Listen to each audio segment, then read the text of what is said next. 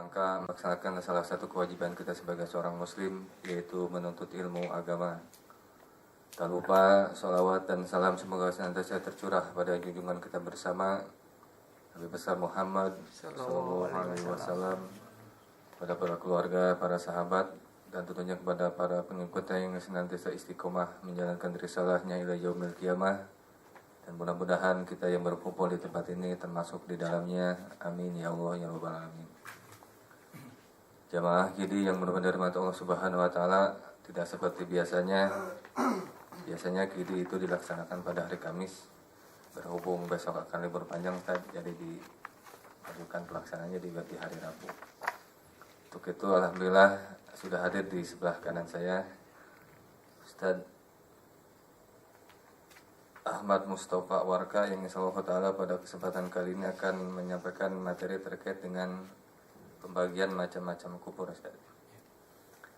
Kita ada waktu sampai jam 1:30 Ustaz, diselingi 5 atau 10 menit untuk tanya jawab. Untuk selanjutnya sebelum acara kita dimulai, mari kita menyampaikan basmalah bersama-sama. Bismillahirrahmanirrahim. Pada Ustaz kami persilakan.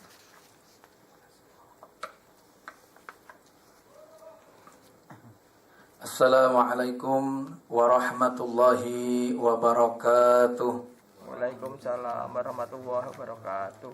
Bismillah walhamdulillah, wassalatu wassalamu ala rasulillah Sayyidina wa maulana Muhammad ibn Abdillah wa ala alihi wa sahbihi wa mawalah. Ashhadu an la ilaha illallah wahdahu la syarika lah, wa ashhadu anna sayyidana Muhammadan abduhu wa rasuluh la nabiyya ba'dah. Allahumma anfa'na bima 'allamtana, amin, wa 'allimna ma yanfa'una. Allahumma zidna ilma warzuqna fahma wa atina hikmah. Allahumma barik lana fi majlisina hadha. Allahumma barik lana fi majlisina hadha. Allahumma barik lana fi majlisina hadha ya Allah, birahmatika ya arhamar rahimin. Walhamdulillahi rabbil alamin. Puji syukur senantiasa kita panjatkan kehadirat Allah Subhanahu wa taala. Salawat beriring salam tak lupa semoga senantiasa tercurahkan kepada panutan kita bersama, suri tauladan kita semua, yakni baginda Rasulullah Nabiyina Muhammadin sallallahu alaihi wasallam. Dan semoga Allah berikan kucuran salawat salam itu pun kepada keluarga beliau, sahabat-sahabat beliau, serta seluruh umat beliau yang senantiasa mencintai, memuliakan, serta tetap istiqomah di jalan beliau. Dan semoga kita semua, keluarga kita, guru-guru kita, orang tua kita, termasuk dalam kelompok yang dimuliakan oleh Allah Subhanahu wa taala dan bisa mendapat anugerah untuk bisa mendapat syafaat dari baginda Rasulullah sallallahu alaihi wasallam di yaumil qiyamah nanti. Amin ya rabbal alamin. Yang saya hormati dan semoga Allah muliakan para jamaah daripada PT Indosat, daripada PT Indosat segenap karyawan maupun pimpinannya, yang mohon maaf tidak bisa saya sebutkan namanya satu persatu, namun insyaallah sedikit pun tidak mengurangi rasa hormat dan ta'zim saya.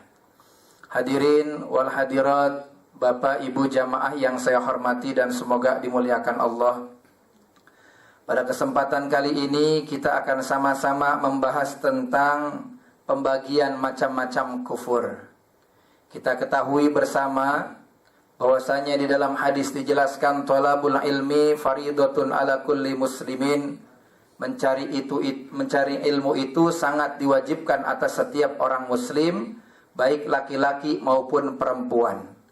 Tapi wajibnya untuk mencari ilmu di sini tidaklah wajib pada seluruh bidang ilmu, melainkan hanya pokok-pokok akidah ataupun hal-hal yang bisa dipakai penting untuk ibadah. Ini lebih diutamakan, ini lebih dikedepankan dibanding ilmu-ilmu yang lain.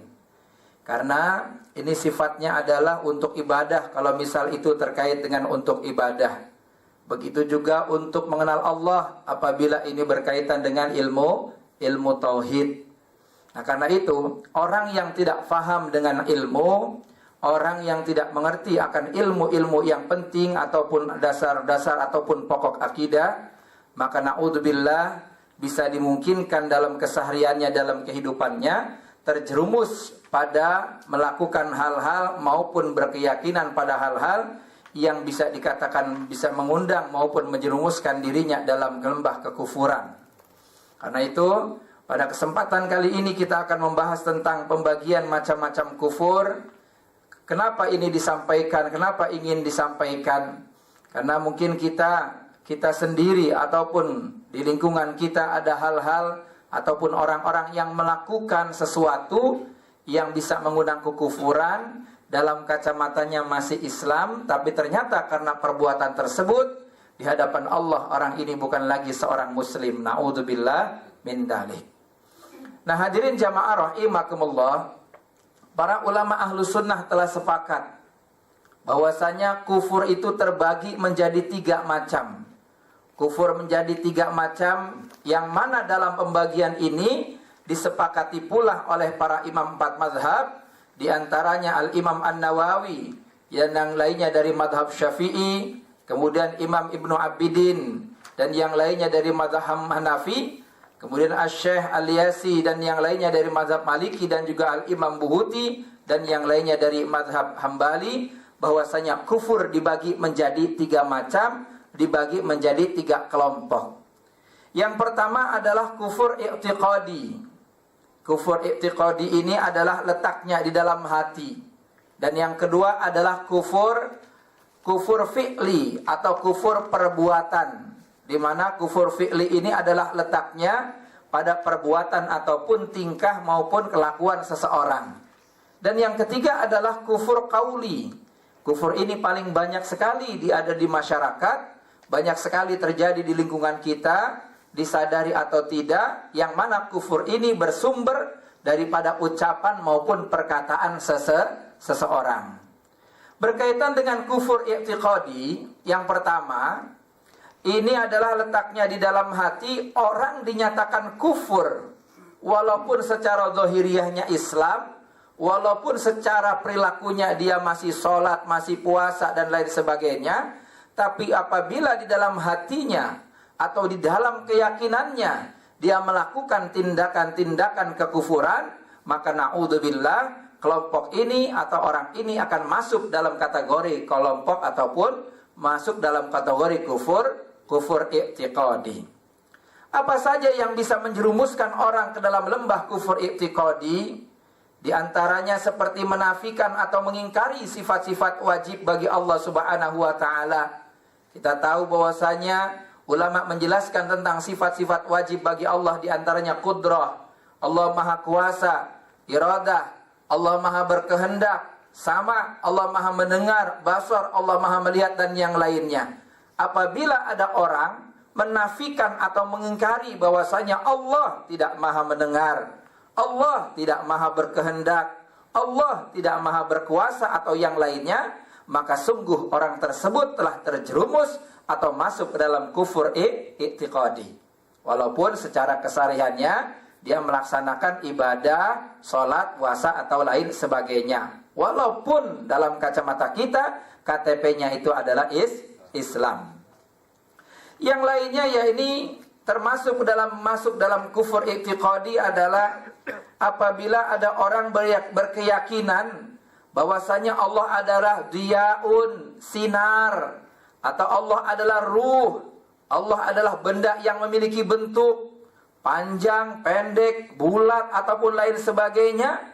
Apabila ataupun ada orang yang meyakini bahwasanya Allah itu bertempat atau berdiam atau ada di suatu arah, maka ini pun masuk dalam kategori kufur i'tiqadi atau keyakinan.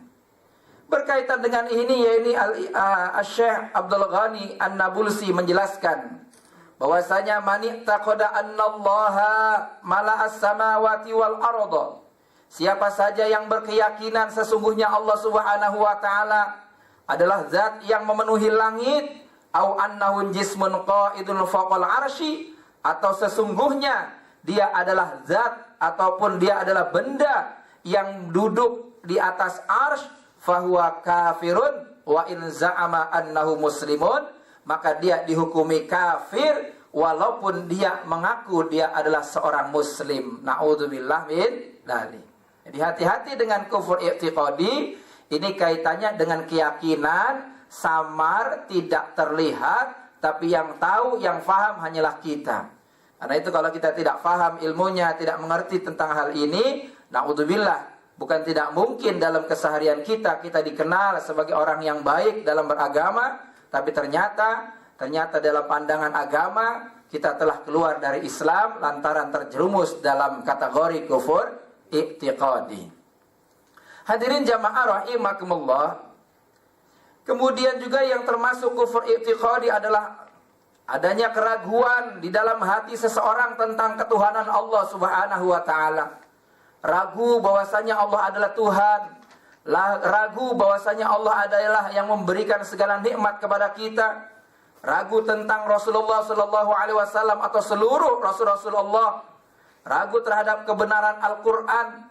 Ketika ternyata ada penelitian sains yang berbeda dengan Al-Qur'an, lantas kita ragu dengan kebenaran Al-Qur'an, ini pun bisa menjerumuskan kita terhadap kufur i'tiqadi. Perlu diketahui bahwasannya sering sekali ataupun ini merupakan fakta yang terjadi di lingkungan. Kadang-kadang mungkin ada seorang yang menemukan penelitian ini yang itu bertentangan dengan Al-Qur'an, tapi ternyata di kemudian hari penelitian itu justru dibantah oleh Al-Qur'an, dan Al-Qur'anlah yang benar karena Al-Qur'an adalah bersumber daripada wahyu yang datangnya dari Allah Subhanahu wa taala. Atau ragu dengan datangnya hari akhir, dengan adanya surga neraka. Seperti orang-orang komunis yang menyatakan bahwasanya hidup itu yang terlihat saja, setelah itu tidak ada kehidupan lagi. Karena itu nikmatilah kehidupan dunia ini sepuas-puasnya, mumpung masih bisa hidup, tidak percaya dengan akhirat, tidak percaya dengan adanya surga, tidak percaya dengan adanya neraka, tidak percayanya dengan siksa, dan juga perkara-perkara yang telah disepakati di dalam syariat kebenaran dan keberadaannya. Maka ini pun bisa termasuk ataupun terjerumus kepada lembah kufur i'tiqadi. Contoh yang lainnya hadirin jamaah rahimakumullah, yang termasuk atau terjerumus dalam kufur i'tiqadi adalah ada orang meyakini bahwasanya Allah adalah benda kasif. Benda kasif yaitu benda yang dapat disentuh dengan tangan, seperti manusia, binatang, bulan. Kalau di hadapan kita ini meja, kursi. Siapa saja yang meyakini bahwasanya Allah adalah benda kasif, yakni benda yang dapat disentuh, maka sungguh dia termasuk maupun terjerumus dalam lembah kufur i'tiqadi. Atau dia meyakini bahwasanya Allah adalah benda latif, yaitu benda yang tidak dapat disentuh dengan tangan, seperti cahaya, ruh, udara, dan yang lainnya. Misalkan ada orang sedang asik ibadah, kemudian dia melihat cahaya dan cahaya itu mengaku Allah, lantas dia katakan Allah, maka sungguh orang ini berarti terjerumus ke dalam lembah ataupun kekufuran i'tiqadi. Perlu kita ketahui bahwasanya Allah berbeda dengan makhluknya. Allah tidak sama dengan makhluknya. Apapun yang kita bayangkan, yang kita pikirkan tentang Allah, yakinlah Allah tidak seperti apa yang ada dalam pikiran maupun apa yang ada dalam benak kita. Ulama menjelaskan tentang hal ini bahwasanya mahma tasawwarta bibalika fallahu bikhilafi dzalika, apapun yang terlintas, apapun yang tergambar di dalam hatimu atau yang terlihat oleh dirimu, fallahu bikhilafi dzalika, maka yakinlah bahwa sesungguhnya Allah Subhanahu wa taala tidaklah seperti apa yang kamu pikirkan, ataupun apa yang seperti kamu angan-angankan. Hadirin jamaah rahimakumullah, masuk pula ke dalam lembah kufur i'tiqadiyah ini misalnya dia meragukan sesuatu yang telah disepakati ijma' tentang keharamannya. Minuman keras haram, zina haram, tapi dia tidak mengatakan itu haram, keyakinannya tidak bilang haram, padahal ijma', kesepakatan para ulama bersumber dari Al-Quran maupun As-Sunnah tentang keharamannya telah disepakati. Dalilnya qat'i, pasti, bukan zonni sifatnya, tapi dia bilang tidak haram, maka ini pun masuk ke dalam kategori, yakni dia terjerumus ke dalam lembah kufur i'tiqadi. Atau dia meyakini sesuatu yang disepakati kehalalannya tapi dia bilang haram.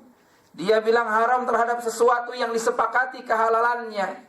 Makanan, air putih atau buah-buahan, sesuatu yang bersifat halal, dia yakini dengan haram, padahal itu sudah disepakati oleh ijma' tentang kehalalannya, maka dia pun masuk dalam kategori kufur i'tiqadi. Mengingkari kewajiban yang telah disepakati, misalnya puasa hukumnya wajib atau sunnah untuk Ramadan? Wajib. Dia tidak ada udzur, tidak ada penghalang untuk tidak melakukan puasa, tapi ternyata dia tidak puasa dan ketika ditanya dia tegaskan puasa tidak wajib, maka dia pun telah masuk ke dalam kategori atau terjerumus ke dalam lembah kufur i'tiqadi. Tidak usah diucap, dia yakini saja. Ada orang tidak sholat fardu. Ketika ditanya ataupun tidak ditanya, dia meyakini bahwasanya sholat fardu ini tidak wajib, padahal itu adalah hal yang wajib, maka sungguh dia dia masuk ke dalam lembah kufur i'tiqadi, walaupun dia tidak mengucap, walaupun dia sholat. Zahirnya sholat, tapi dia katakan bahwasanya sholat fardu tidak wajib dalam hatinya, maka dia terjerumus pada kekufuran tersebut. Atau ada orang yang berniat kafir di masa akan datang. Misalnya dia mau jadi orang kafir di masa yang datang. Walaupun dia saat itu masih muslim, masih melakukan ibadah, karena niatnya tersebut, dia masuk ke dalam lembah kekufuran, masuk ke dalam lembah kekafiran. Na'udzubillah min dzalik. Begitu juga misalnya dia menyepakati bahwasanya adanya nabi setelah Nabi Muhammad, ragu dengan kenabian para nabi. Nabi Muhammad sudah disepakati seorang nabi dan rasul. Begitu juga nabi-nabi yang lain. Ada orang ragu bahwasanya Nabi Muhammad bukanlah seorang nabi. Bahkan orang-orang barat melecehkan ataupun menyudutkan nabi dengan perkataan-perkataan yang tidak pantas, bahkan menghinakan. Dia ikuti hal itu atau dia yakini hal itu, maka dia masuk ke dalam kategori kufur i'tiqadi atau kufur keyakinan. Nah, berkaitan dengan hal itu Allah Subhanahu wa taala berfirman di dalam Al-Qur'an, yaitu surat Al-Hujurat ayat 15, Bismillahirrahmanirrahim. Innamal mu'minuna alladzina amanu billahi wa rasulihi tsumma lam yartabu. Sesungguhnya orang-orang yang beriman ialah orang-orang yang percaya kepada Allah Subhanahu wa taala, summa lam yartabu, kemudian mereka tidak ragu berkaitan dengan hal itu. Kira-kira berkaitan dengan kufur i'tiqadi bisa difahami? Pak? Ibu bisa difahami? Insyaallah. Nanti apabila ada hal-hal yang lain ingin ditanyakan, dipersilahkan. Yang kedua, hadirin jamaah rahimakumullah, adalah kufur fi'li, kufur perbuatan. Kufur fi'li ataupun kufur perbuatan ini adalah terjadi karena perbuatan seseorang. Seperti menghinakan, melecehkan sesuatu yang disepakati kemuliaannya di dalam agama kita. Contohnya, ada orang melemparkan Al-Quran atau lembaran-lembaran bertulisan ayat Al-Quran di tempat yang menjijikkan. Al-Quran dibuang ke WC, Al-Quran dibuang ke tempat sampah, Al-Quran dibuang ke dalam got ataupun lain sebagainya, maka dia telah terjerumus dalam kategori kufur fi'li ataupun kufur perbuatan. Walaupun dia tidak niat untuk menjadi orang yang kufur, tapi oleh ulama dijelaskan, salah satunya adalah Asy-Syaikh Ibnu Abidin dalam Hasyiah Raud Al-Mukhtar. Dia berkata, jika seseorang melakukan demikian itu, maka ia menjadi kafir walaupun ia tidak bertujuan untuk menghinakan. Kenapa? Karena perbuatannya tersebut sudah menunjukkan adanya penghinaan terhadap segala sesuatu yang dimuliakan di dalam Islam. Ini juga hati-hati, Pak. Misalnya ada kelompok 1, kelompok 2, atau ormas 1 dengan ormas yang lainnya. Misalnya yang di sebelah kanan ikut ormas A, yang di sebelah kiri ikut ormas B. Biasanya ormas kan organisasi masyarakat, khususnya yang Islam itu lambang-lambangnya agama. Ada yang tulisannya la ilaha illallah, ada yang tulisannya Allah, ada yang tulisannya basmalah dan sebagainya. Nah, karena tidak suka, benci kepada ormas, akhirnya ribut, misalnya sampai menginjak-injak lafaz Allah, menginjak-injak tulisan Allah, yang ada dalam benderanya ataupun hal itu, hati-hati, ini termasuk kufur fi'li, termasuk kufur perbuatan, karena mengelecehkan atau menghinakan sesuatu yang dimuliakan di dalam Islam. Boleh tidak senang dengan salah satu ormas, boleh berbeda antara satu dengan yang lain, tapi jangan sampai perbedaan itu menjadikan kita melecehkan atau menghinakan sesuatu yang dimuliakan di dalam agama kita. Insya Allah, gitu ya. Demikian pula ada orang melemparkan lembaran-lembaran yang di dalamnya ada nama Allah dan ia mengetahui hal itu. Ada lembaran, ada tulisan, misalnya hati-hati kalau misalnya surat undangan itu sekarang pakai Assalamualaikum warahmatullah, ada lafaz Allahnya ditulis, dibuang ke tempat sampah, dibuang, diinjak-injak, atau misalnya ada lembaran-lembaran dari majelis taklim, buletin Jumat dan lain sebagainya yang di dalamnya ada lafaz Allah, yang di dalamnya ada ayat-ayat Al-Qur'an, lantas dibuang, diinjak-injak. Dia tahu akan hal itu bisa menjerumuskan kepada lembah kufur fi'li atau kufur perbuatan. Demikian pula misalnya ada orang yang menggantungkan lambang-lambang kufur yang ada pada dirinya, menggantungkan lambang-lambang kufur pada dirinya bukan karena darurat. Misalnya ada orang orang muslim di di lehernya dipasangin salib, atau di motornya dipasang-pasangin misalnya dewa-dewa atau segala macam dengan tujuan mengambil berkah, dengan tujuan karena ingin mengambil manfaat ataupun hal-hal yang lain mahabbah, maka ini termasuk ke dalam kategori kufur fi'li atau kufur perbuatan, ya. Demikian juga ada orang misalnya menyembah bulan, menyembah matahari, bersujud kepada berhala atau kepada sesembahan orang kafir dengan tujuan beribadah, dia pun masuk ataupun terjerumus dalam kategori lembah kekufuran ataupun dalam kategori kufur fi'li atau perbuatan. Ini hati-hati. Ini kadang banyak sekali hal-hal di lingkungan kita atau mungkin kita sendiri disadari atau tidak, itu bisa terjerumus pada apa yang tadi sudah disampaikan.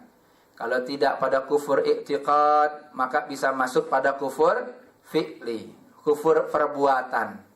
Dengan cara misalnya kita melakukan hal-hal yang dilarang maupun melakukan hal-hal yang sifatnya menunjukkan penghinaan terhadap hal-hal yang dimuliakan dalam Islam, itu pun bisa masuk dalam kategori kufur fi'li atau kufur perbuatan. Allah Subhanahu wa taala menjelaskan tentang itu dalam Al-Qur'an surat Fussilat ayat 37 berkaitan dengan menyembah. Ya, ini bismillahirrahmanirrahim, la tasjudu lisyamsi wala lilqamari. Janganlah kalian sujud kepada matahari dan jangan pula kalian sujud kepada bulan. Ini termasuk salah satu contoh ayat yang menjelaskan tentang kufur fi'li. Kenapa? Kalau seandainya ada orang yang sujud kepada matahari atau sujud kepada bulan, maka dia bisa masuk ke dalam kategori kufur fi'li, yaitu melakukan tindakan-tindakan kufur yang sifatnya perbuatan. Yang ketiga, hadirin jamaah rahimakumullah, adalah kufur qauli atau kufur perkataan. Ini banyak sekali terjadi dalam masyarakat. Karena lidah tidak bertulang. Manusia itu gampang ngomong. Ketika sudah ngomong, sudah ngucap, ini kadang susah buat ditarik lagi. Makanya ketika itu Nabi SAW ketika sedang Isra Mi'raj, beliau ditampakkan pemandangan-pemandangan gaib, dan beliau Nabi SAW melihat tamsil tentang orang yang mengucapkan sesuatu yang membahayakan, bahkan kata-katanya itu bisa membuat kerusakan atau perpecahan. Tapi sayangnya ketika dia ingin menarik kata-kata itu, semua yang terjadi ataupun kekacauan ataupun huru-hara itu sudah terjadi dan tidak bisa kembali lagi. Nabi lihat tamsilnya apa? Tamsilnya Nabi SAW melihat ada seekor kerbau atau banteng keluar dari lubang kayu yang kecil.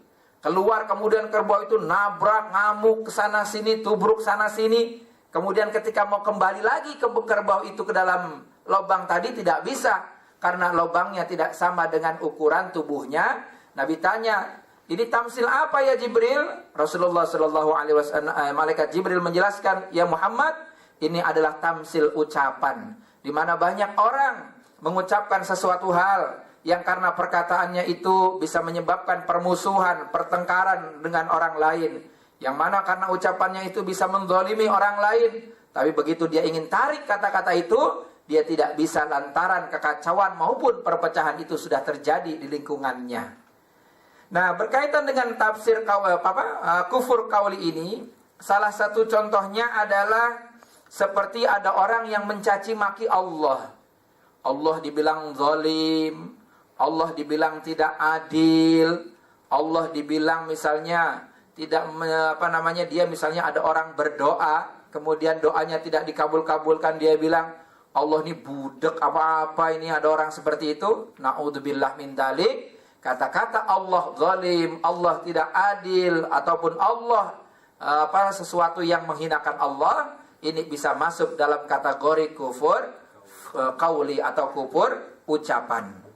Juga mencaci maki Nabi Allah, mencaci maki Rasulullah. Misalnya mencaci maki Nabi, wah Nabi ini haus seks, doyan kawin, segala macam. Ada orang mengucapkan semacam itu, diikuti oleh orang muslim, ini terjerumus masuk pada kata kufur qauli, karena tindakannya ini telah mencaci maki baik Nabi Muhammad SAW maupun nabi-nabi yang lain yang dimuliakan di dalam Islam.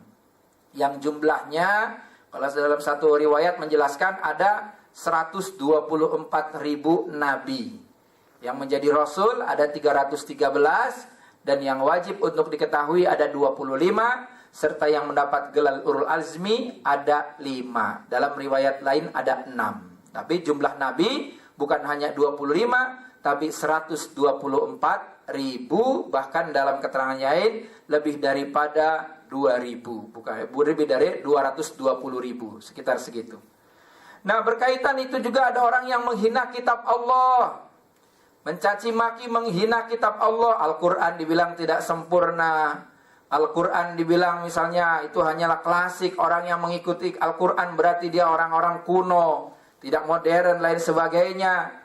Kemudian menghina para rasul atau sesuatu yang diagungkan dalam Islam, maka dia termasuk ataupun terjerumus pada kufur qauli atau kufur ucapan atau perkataan.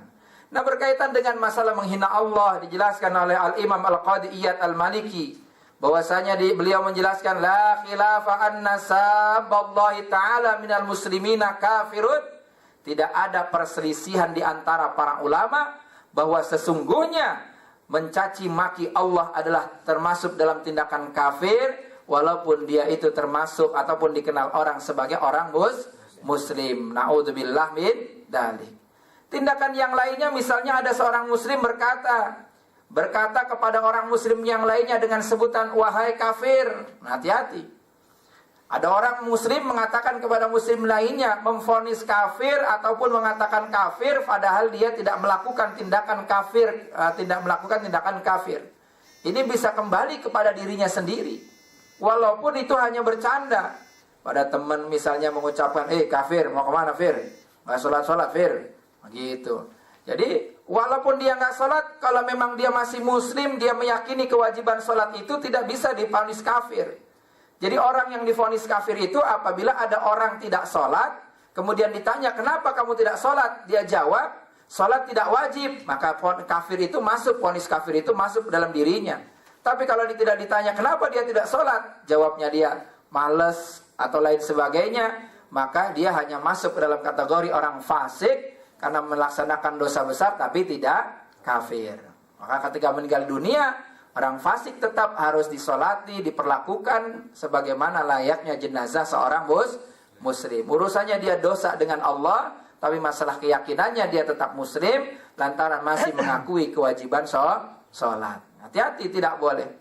Jadi kafir itu ada yang kafir sore. Kalau kafir sore sudah jelas-jelas boleh untuk dikafirkan. Semisal ada orang menyembah matahari, orang menyatakan Allah punya anak, Allah punya istri.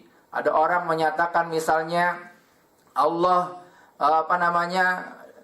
lebih dari satu, berbilang, tidak maha kuasa. Dia katakan tegas-tegas itu, maka dia melakukan kufur sharih, ini bisa dikafirkan. Tapi kalau sifatnya tidak sharih, artinya butuh penakwilan dan yang lain sebagainya, jangan sembarang memvonis kafir kepada orang tersebut, jangan sembarang memvonis atau menjelek-jelekan orang tersebut dengan sebutkan kafir, Apalagi misal dia ibadah beda tapi ada dalilnya, ada keterangannya juga yang menjelaskan hal itu. Maka tidak boleh sembarang memvonis kafir kepada saudara sesama muslim. Dan memvonis kafirnya tanpa ada takwil dari orang yang mengucapkannya, maka perkataan demikian itu menjadi kafir karena ia telah menamakan Islam dengan kekufuran. Ada orang berkata juga misalnya, perasaan saya rajin sholat, rajin puasa, rajin zakat, tapi tetap aja rezeki seret, ekonomi susah, jabatan gak naik-naik misalnya. Sementara kawan saya jarang sholat, hari ini rezekinya lancar, jabatannya naik melulu, disayang bos, dapat kursi basah, bentar lagi kebanjiran di kursinya. Ada orang seperti ini. Kemudian dia bilang, oh berarti Allah ini nggak adil, Allah ini nggak sayang sama saya, nggak adil. Nah berarti dia telah melakukan tindakan kufur qauli ataupun ucapan. Ya, gini. Ada juga orang yang berkata, jika Allah menyiksa saya karena meninggalkan sholat dengan kondisi diberi sakit parah, berarti Allah telah zalim sama saya. Saya dikasih sakit, saya dikasih susah, gara-gara saya tidak melakukan ibadah. Allah zalim sama saya ini. Ada orang mengucapkan seperti itu, maka dia pun termasuk terjerumus dalam lembah kufur qauli atau kufur ucapan atau perkataan. Ataupun ada orang yang sakit parah, tidak sabar karena sakitnya, ia berkata, ya Allah, matikanlah saya segera. Terserah engkau mau mematikan saya dalam keadaan muslim atau dalam keadaan kafir. Nah ini pun termasuk dalam kategori kufur qauli, kufur ucapan.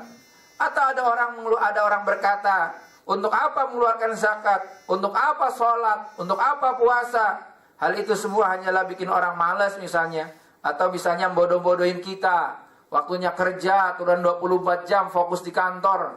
Ini suruh sholat, segala macam, buang-buang waktu, malas-malesan di masjid, segala macam. Nah ini pun termasuk dalam kategori kufur qauli atau kufur ucapan. Jadi hati-hati, jangan sampai kita masuk maupun terjerumus ke dalam kategori kufur-kufur ini, baik kufur yang sifatnya i'tiqadi, kufur fi'li maupun kufur qauli. Na'udzubillah min dzalik. Hanya saja hadirin jamaah rahimakumullah, ada pengecualian daripada kufur qauli. yakni orang tidak dihukumi kufur apabila dalam ucapannya kita lihat ini adalah sesuatu yang mengundang kemusyrikan ataupun mengundang sesuatu kekufuran, tapi tidak dihukumi kufur. Ini buat siapa? Satu, dalam keadaan sabqul lisan, salah ucapan, kepleset.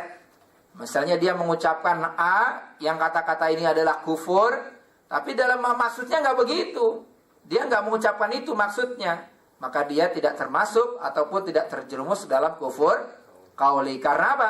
Sabqul lisan, salah ucapan. Seperti ada seorang penceramah misalnya di TV, dia bilang misalnya Allah punya anak misalnya, kepleset, bukan maksudnya begitu. Maksudnya mungkin dia mau bicara atau dia mau ngomong semoga Allah memuliakan anak ini, tiba-tiba ini anak Allah atau bagaimana dia ucapkan, niat ini karena sabqul lisan, salah ucapan, maka ini tidak termasuk ke dalam kategori kufur qauli. Atau dalam keadaan hilang akal, seperti orang gila. Ada orang bilang misalnya orang gila, Allah tidak adil, orang gila lari ke sana ke sini, Allah tidak adil, Allah tidak maha kuasa, karena tidak punya akal.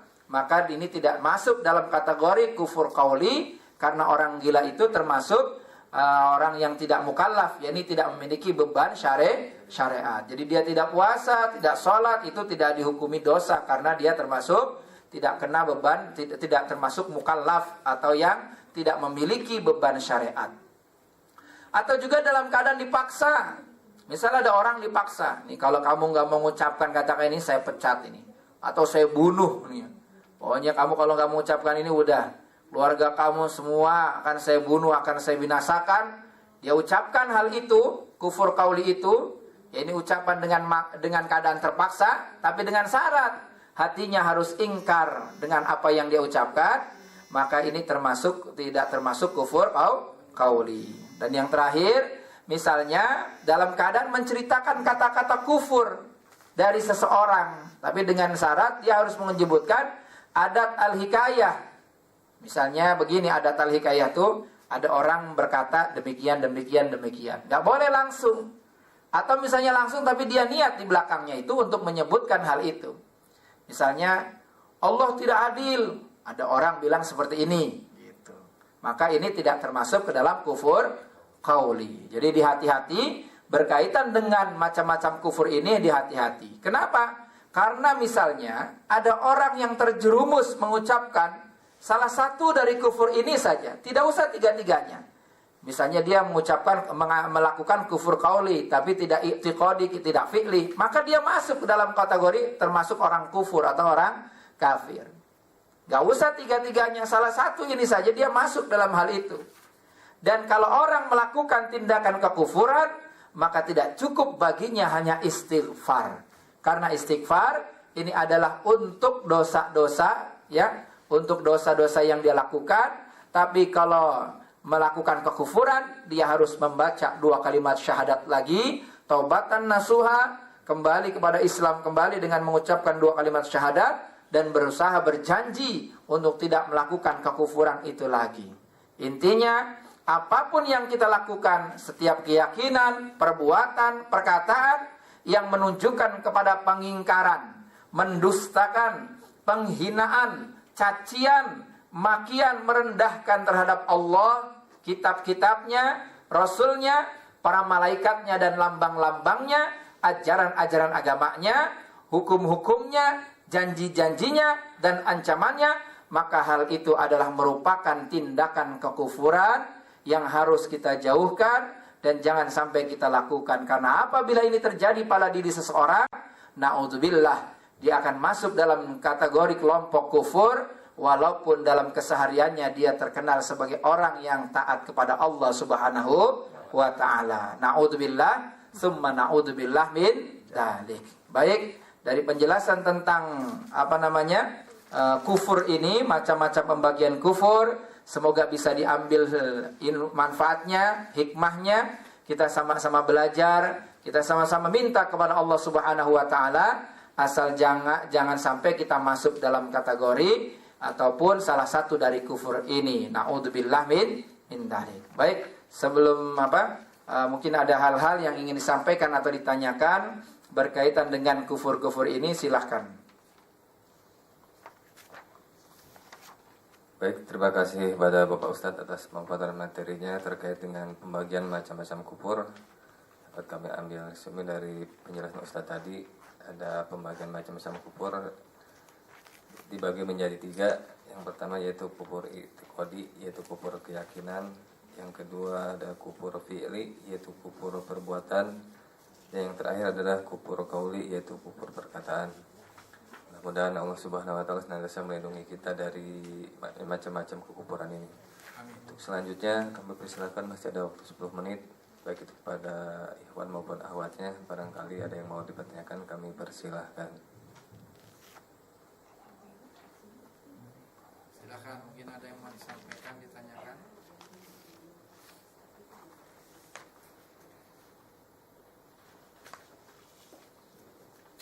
Dari ikhwannya mungkin, dari akhwatnya. Ada Mas Patin.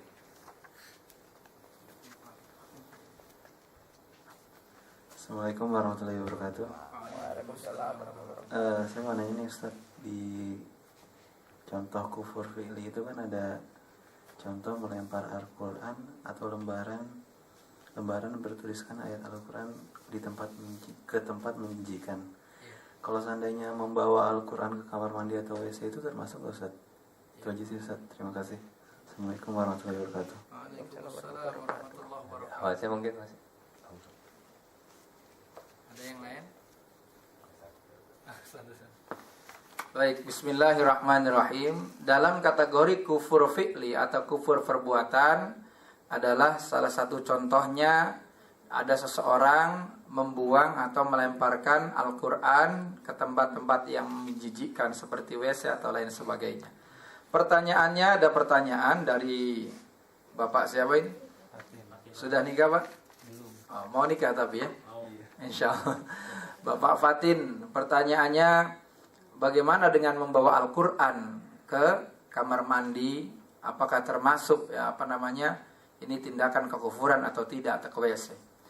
Hadirin jamaah rahimakumullah, apabila ada orang membawa Al-Quran ke WC atau ke tempat yang menjijikkan, bukan tuh dia tidak bukan menghinakan Qurannya, dia bawa, maka ini adalah hukumnya haram, tidak boleh dilakukan. Tapi kalau misalnya dia ada Qurannya tuh di tas, taruh tas gitu, tidak langsung nempel dengan badan. Artinya tidak langsung nempel dengan badan itu, tidak, misalnya dia ke kamar mandi, dia mau buang air kecil, Quran ditaruh di sini, kemudian tangannya pegang begini. Nah, ini tindakan haram. Bahkan kalau ini melecehkan bisa masuk kufur. Misalkan dia taruh di tas, karena tidak mungkin misalnya dia ninggalin tas di luar, faktor keamanan dan sebagainya, maka ulama menegaskan ada yang membolehkan, tapi jangan niat bawa Al-Quran, tapi niatnya bawa tas.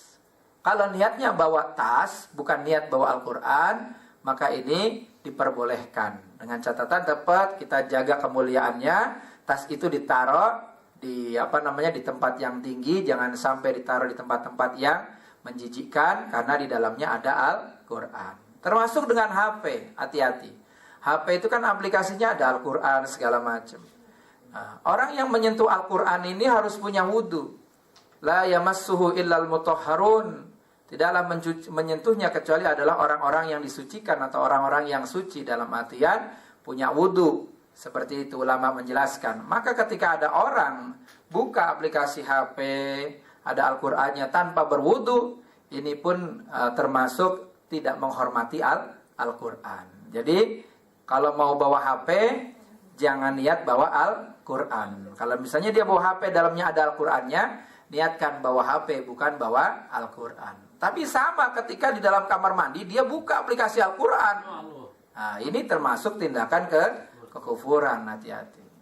Nah, hati-hati, makanya untuk nada dering itu juga hati-hati. Kalau bisa jangan jangan ayat Quran, atau mungkin ayat Quran. Kayak misalnya ada orang begini, ada nada deringnya karena suka baca Yasin, nada deringnya Yasin. Baru mati.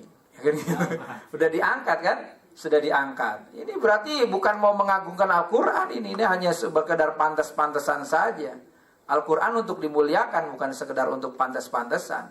Misalnya ada baca nada deringnya Al-Fatihah, Alhamdulillah, diangkat, berarti kan mati ini.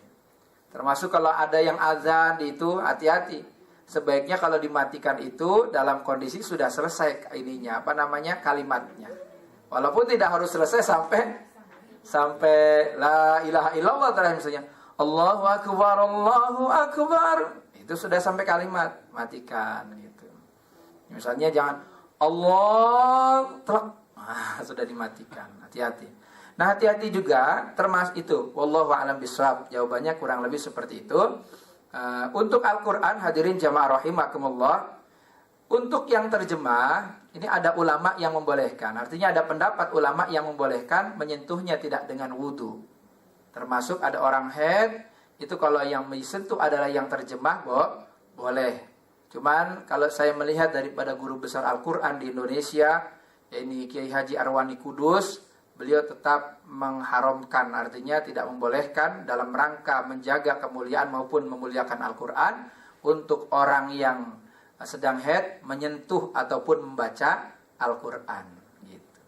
Nah, untuk membaca Al-Quran orang yang sedang haid, maka ini boleh. Kalau memang dia seorang yang hafizah atau yang lainnya maka boleh membacanya, tapi jangan niat membaca, melainkan dengan niat zikir. Niatnya zikir, bukan niat membaca. Kalau niat membaca hukumnya haram, tapi kalau niat zikir tidak. Seperti itu. Tapi kalau saya kembali lagi pada Kiai Haji Arwani Kudus. Kalau murid-murid beliau punya pesantren Quran dari dulu. Sebelum bahasanya itu, sebelum marak. Orang-orang menghafal Quran di Indonesia itu udah lama beliau, sudah wafat. Nah, jadi beliau bahkan menulis wasiat kepada murid-muridnya itu nggak boleh ketika sedang haid ataupun dalam kondisi tidak suci untuk menghafal Al-Quran ataupun murojaah ini. Ataupun dibaca, tidak boleh kalau melihat pendapat beliau.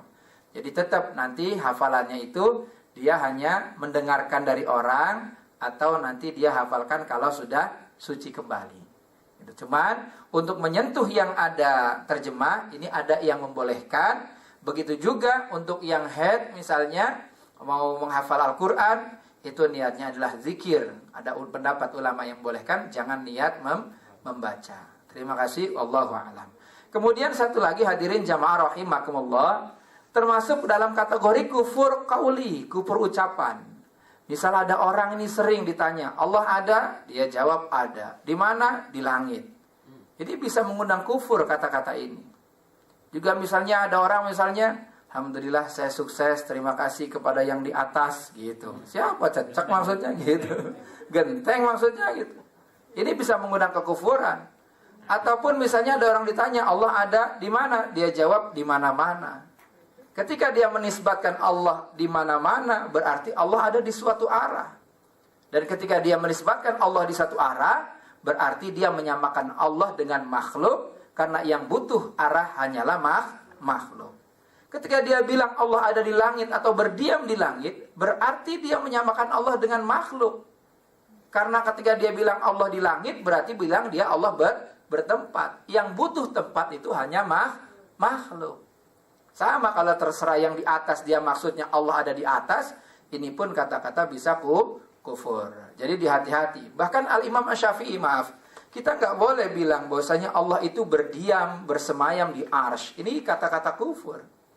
Imam Al-Syafi'i menegaskan, "Man qala aw taqada anna Allah jalisun 'alal arsy fahuwa kafir."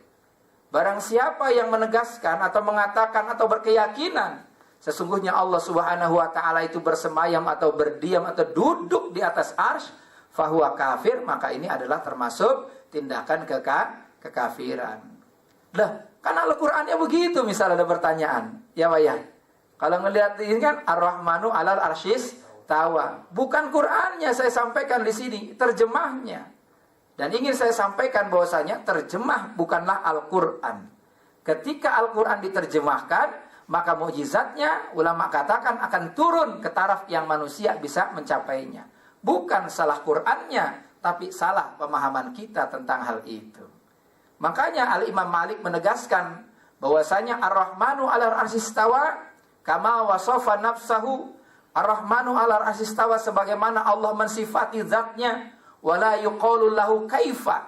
Tapi tidak boleh dikatakan bagi Allah kaifa, yakni sifat-sifat makhluk. Artinya berdiam, bertempat, bersemayam dan lain sebagainya. Kenapa? Wa kaifa anhu marfu'un, karena sifat-sifat makhluk mustahil bagi Allah Subhanahu wa ta'ala. Tidak boleh dikatakan seperti itu. Dan makna al-istawa itu ada 15 makna. Semuanya itu makna padanannya itu sulit dicari. Tapi untuk memaknai ayat-ayat yang sifatnya mutasyabbihat, ini tidak boleh bertentangan dengan ayat-ayat muhkamat. Jadi dalam Al-Quran itu ada ayat mutasyabbihat, ada ayat muhkamat. Ayat muhkamat itu yang jelas tidak multitafsir. Misalnya perintah tentang puasa, semua ulama menegaskan bahwasanya ayat ini berbicara tentang puasa, tidak ada perbedaan. Tapi hal-hal yang mutasyabbihat seperti zat Allah, sifat Allah dan sebagainya, maka menafsiri ayat-ayat ini, memahami ayat-ayat ini tidak boleh bertentangan dengan ayat-ayat muhkamat. Sebagaimana dijelaskan oleh Imam Ahmad Ar-Rifai, beliau wafat tahun 578 Hijriah. Beliau adalah salah satu ulama yang masih dekat dengan generasi salaf. Beliau menegaskan bahwasanya sunu aqaidakum minat tamasuki bidhahiri ma tashabbaha minal kitabi was sunnah fa inna dzalika min usulil kufri, yang artinya jagalah akidah kalian semua dari berpegangan daripada sesuatu yang mutasyabbihat dari Al-Qur'an maupun As-Sunnah, karena hal ini adalah merupakan salah satu pangkal daripada kekufuran. Jadi kalau melihat ayat-ayat mutasyabihat tidak boleh ditafsiri dengan bertentangan dengan ayat muhkamat. Harus ditakwil, dan ini dijelaskan oleh para ulama tentang hal ini. Tujuannya apa? Supaya tidak menyerupakan Allah dengan makhluk. Karena Allah tegaskan dalam surat Asy-Syura, laisa kamitslihi syai'un wa huwas samiul basir. Tidak ada satupun yang serupa dengan Allah.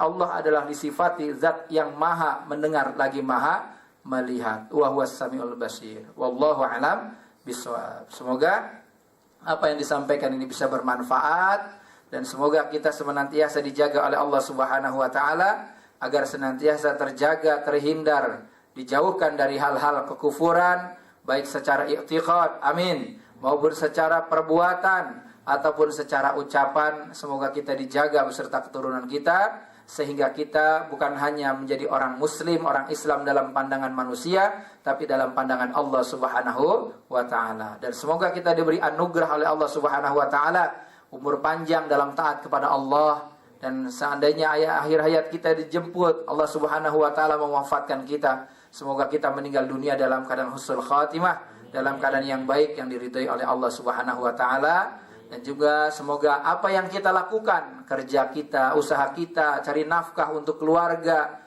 dari pagi sampai sore, semuanya dinilai ibadah oleh Allah Subhanahu wa taala dan bisa dijadikan bekal untuk kita pulang menghadap Allah Subhanahu wa taala. Terima kasih. Yang baik yang benar datangnya dari Allah Subhanahu wa taala, yang salah yang keliru karena kebodohan kekurangan dari saya. Semoga Allah ampuni dosa saya dan dosa kita semua. Dan saya mempertanggungjawabkan apa yang saya sampaikan. Kritik, saran, membangun, silahkan bisa dihubungi ke nomor HP ataupun nomor WhatsApp saya. Semoga silaturahim ini bisa berlanjut, bisa terus membawa kebaikan. Allah ridhoi kita semua. Allahu a'lam bishawab. Subhanakallahumma bihamdika asyhadu an la ilaha illa anta astaghfiruka wa atubu ilaik. Wassalamualaikum warahmatullahi wabarakatuh. Waalaikumsalam warahmatullahi wabarakatuh. Terima kasih kepada Ustadz atas pemaparan materi dan jawabannya. Mudah-mudahan apa-apa yang telah beliau sampaikan tentunya dapat kita aplikasikan dalam kehidupan sehari-hari. Kita akhiri saja kajian Islam Juhri Dosat siang hari ini dengan doa penutup majelis. Subhanakallahumma wa bihamdika asyhadu an la ilaha illa anta astaghfiruka wa atubu ilaik. Mudah-mudahan Allah Subhanahu wa taala pertemukan kita kembali di acara di minggu depan.